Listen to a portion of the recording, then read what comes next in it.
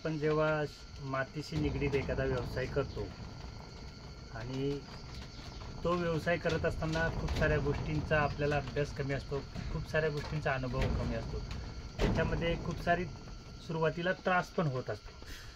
आता आम्ही त्या दिवशी दाखवलं होतं की आमच्याकडे डुकरांचा त्रास वगैरे असतो. मग आम्ही म्हणजे काही लोकांनी सजेशन पण केलं की असं करा तसं करा, पण काय असं असतं, येताना संकट हे एकत्र येतं. तुमच्याकडे संकट म्हणजे आमच्या पद्धतीनं येत नसेल तर आमच्याकडे येताना रानडुकरं, सोबत गवरेडे, सोबत हरणं, भेकरी, हे सर्व गोष्टी येत असतात. तसंच तुम्ही हे मेंढीपालन करताना पण तुमच्यासोबत असंच असणार आहे. चाऱ्याचं समस्या येणार आहे, परत ह्यांच्या खुराकाचं नियोजनाची समस्या येणार आहे.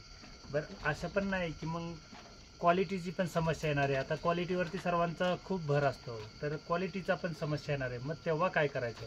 तर अशा वेळी काय करायचं असतं, संयम ठेवायचा असतो. सर्वात महत्त्वाचं संयम ठेवायचा. आणि तुम्ही जो प्रयोग करताय त्याच्यावरती स्वतःचा विश्वास असला पाहिजे. बाबा मी जो करतोय आता प्रयोग, ह्यावेळी फेल होईल, पुन्हाच्या वेळी तर त्यातनं फेल झाल्यानंतर कळेल मला की काय रिझल्ट आला. तर त्या प्रयोगावरती तुम्ही भरोसा ठेवला पाहिजे आणि त्याच्यानुसार केलं पाहिजे. आता ह्या मेंढीपालनामध्ये काही लोक बोलतात की योग्य वेळ आली की आम्ही येऊया, पण योग्य वेळ येतच नसते कधी कुणाची. योग्य वेळ यायला खूप साऱ्या गोष्टी असतात, त्यामुळे योग्य वेळ येतच नसते. आणि जो येतो ह्याच्यामध्ये बाय ॲक्सिडेंटली येत असतो प्रत्येकजण. आता मेंढीपालन करणारे खरे तर मेंढपाळच. कधीच त्यांचं मेंढीपालन बंद झालं नाही, कधीच त्यांचं मेंढीपालन लॉसमध्ये झालेलं नाही, कधीच त्यांच्या मेंढीपालनाचा काही विषयच आला नाही. पण सर्व गोष्टींची तक्रार कुठल्या मेंढीपालनात आली? तर आमचं हे बंदिस्तवाल्यांमध्ये आली. बंदिस्तमध्ये काय झालं की सर्वात महत्त्वाचं आलं म्हणजे ती क्वालिटी. ज्याला त्याला म्हणजे जो तो उठला सुटला क्वालिटीच सांगत असतो, जो तो ब्रीडिंगचं मार्केट कसं करायचं ते सांगत असतो, आणि शास्त्रशुद्ध पद्धतीनं सांगत असतात. कारण कसं असतं, शास्त्रशुद्ध म्हणजे एवढं वजन झालं तर एवढं औषध दिलं पाहिजे, तेवढं झालं की तेवढं दिलं पाहिजे. आणि ह्या सर्व गोष्टीचा शास्त्रशुद्ध अभ्यास केला चांगली गोष्ट आहे, पण तसं शास्त्रशुद्ध एकदम म्हणजे मार्केट पण नाही आपल्याकडं. त्यामुळं आपण काय करणार आहात? आता आमच्याकडची जी एक गोष्ट सांगतो, एक यूट्यूब चॅनल आहे, 2.5 लाख सबस्क्रायबर आहेत आणि शेळीपालन बंद आहे. मी स्वतः गेलो होतो. 2.5 लाख सबस्क्रायबर आहेत आणि एवढं चांगलं गायडन्स करणारा व्यक्ती जर बंद होत असेल तर तुमचं आमचं काय आहे? तर त्या ह्याच्यामध्ये एकच मिळव आहे, तर बेसिक तुमचं जे काय आहे ना ते महत्त्वाचं असतं. बेसिक आणि विक्री व्यवस्था, त्या दोन गोष्टी ह्या सर्व काय गोष्टींमध्ये मायने राहत असतात. त्याच्यामुळे त्या दोन गोष्टी एकदा का झाल्या ना तुमच्या, तुम्हाला अजिबात काय प्रॉब्लेम येत नाही. आणि भविष्यामध्ये म्हणजे 4 ते 5 वर्षानंतर हे 1000 रुपये किलो मटण राहणार आहे.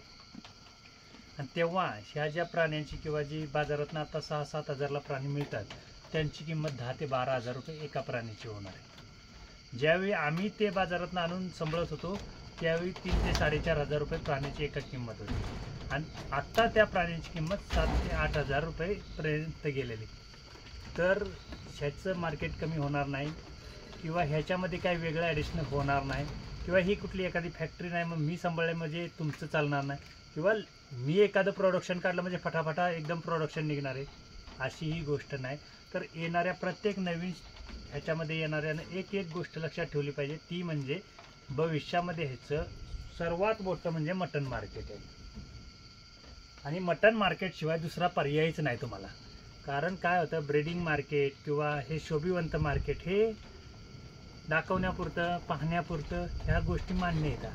आता काही माझे पण मित्र आहेत, माडग्याचा बेनू आणतात, म्हणजे जो मेल असतो क्रॉसिंगसाठी तो मेल आणतात, की तिला 80,000 लाख रुपये ह्या रेंजमध्ये आणतात. पण कधीच त्यांच्याकडची असली जी पिल्लं होतात ती कधीच लाख रुपयामध्ये विकली नाहीत त्यांनी, किंवा 80,000 पण विकली नाहीत, तर ते कटिंगच्या प्रमाणे विकतात. तर मी त्यांना विचारायचो, हा अभ्यास तुमचा कसा काय? तर बोलतात की हे लाख रुपयाचं बेनू आणलं म्हणजे लाख रुपयाचं ब्रीड तयार होईल असं नसतं. तर येणारी जनरेशन क्वालिटी म्हणजे बदल करत करत आम्ही पुढं चाललेलो आहे असं ते सांगत असतात. मग म्हटलं तुम्ही एवढ्या महागीचं का आणता? तर जसं आपल्यामध्ये ब्रीडिंग म्हणजे मेल चेंज केला पाहिजे, ब्लड लाईन चेंज केली पाहिजे, हे त्यांना अजून माहीत नसतं. त्यामुळे ते काय सांगतात की नाही बेनू चेंज करावा लागतो. ते मान्य आहे, जसं आपण म्हणतो ना ब्लड लाईन चेंज केली पाहिजे, तसं ते बेनू चेंज करतात. ते बेनू आणताना कितीचा 70,000 80,000 अशा क्वालिटीत आणतात. तरीसुद्धा त्याची पिल्लं किंवा त्याची जी जनरेशन विकतात ती कुठल्याच हाय रेंजमध्ये विकत नाही.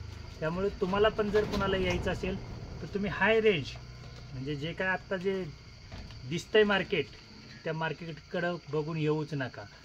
ते थोड्यापुरतं राहत नाही असं नाही, राहतं थोड्यापुरतं राहतं आणि कालानंतर जे काय आहे हळूहळू परिस्थिती वेगळी होत असते. कारण ते प्रत्येकालाच हाय रेंजमध्ये विकता येईल असं नाही. त्यापेक्षा सरळ जर डोळ्यासमोर जर ह्याचं कटिंग मार्केट जर तुम्ही ठेवलं तर तुम्हाला पुढच्या भविष्यामध्ये कुठलाच ह्या मेंढीपालनाचा त्रास होणार नाही. कारण आपल्याला तेव्हासुद्धा त्याच रेंजची सवय लागलेली असते आणि पुढे पण त्याच रेंजमध्ये जाणारं पण असतं. आता काही लोक म्हणतात नुसतं आम्ही ब्रीडिंगला विकू, तर तसं नसतं.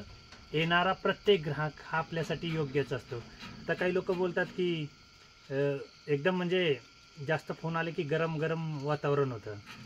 तर जर काय तुम्हाला मेंढीपालन करायचं असेल, मोठ्या प्रमाणात करायचं असेल, जिभेवरती साखर ठेवूनच करावं लागतं आणि डोक्यावरती बर्फाचा गोळा ठेवायला लागतो. मी तुम्हाला दाखवेन, माझा मित्र येणार आहे 16 तारखेला.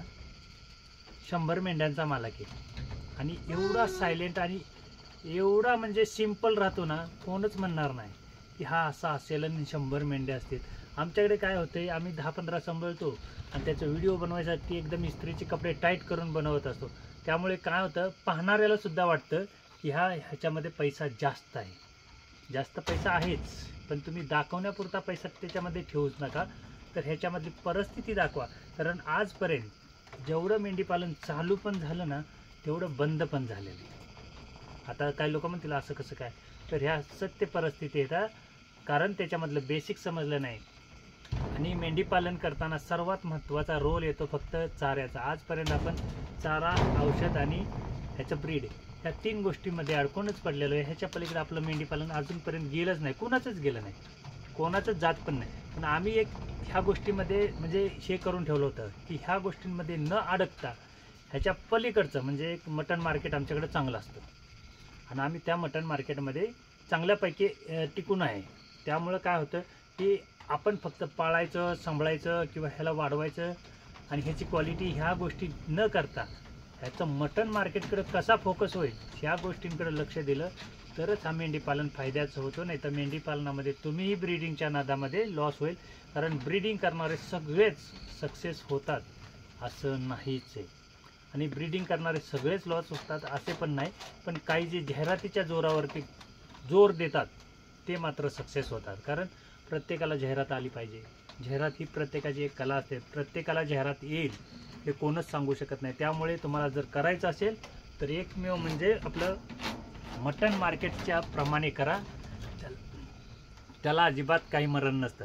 आणि आज बघा आमच्याकडचं टेम्परेचर 10 ते 12 डिग्रीवर आहे, तरीसुद्धा माझ्या शेडमध्ये सर्व प्राणी खेळत आहेत. का तर ह्यांना जे मुळातच आपण जे बेसिक दिलेलं आहे डोस, तो सर्वात महत्त्वाचा आहे. त्याच्यामुळे तुम्हाला पण मेंढीपालन करताना ह्या सर्व गोष्टी आल्या पाहिजेत की कुठलाच प्राणी तुमचा कितीही काय क्लायमेट बदलू द्या आजारी झाला नाही पाहिजे. ह्या गोष्टी जर तुम्हाला मॅनेजमेंट झाल्या तर तुमच्या मेंढीपालनामध्ये कुठलाच त्रास होणार नाही आणि कुठलाच लॉस होत नाही.